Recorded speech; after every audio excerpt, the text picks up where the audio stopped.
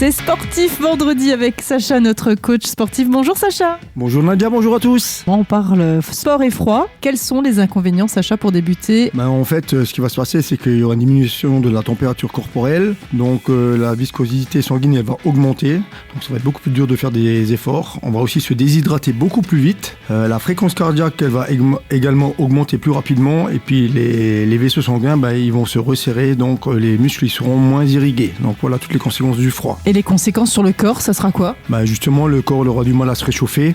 Les articulations, elles aussi, auront du mal à se déverrouiller. Par contre, on va consommer aussi plus d'énergie.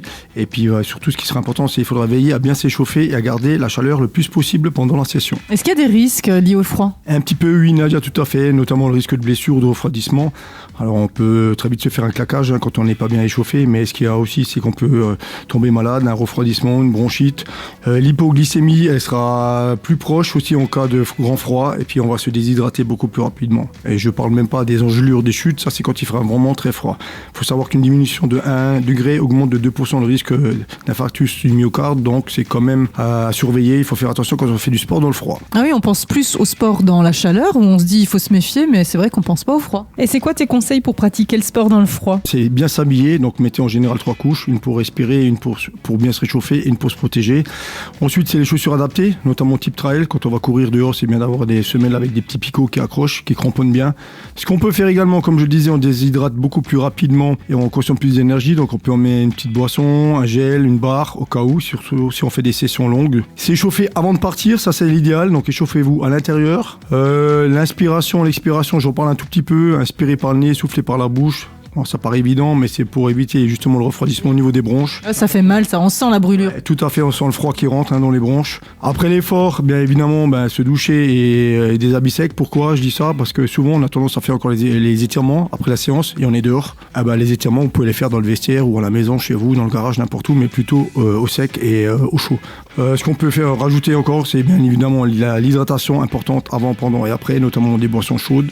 Et si vous avez le choix, courez ou marchez plutôt en ville ou en forêt parce que vous serez à l'abri du vent. Les avantages à faire du sport dans le froid, à part brûler plus de calories, il y a quoi d'autre ? Oui, il y en a quand même, Nadia.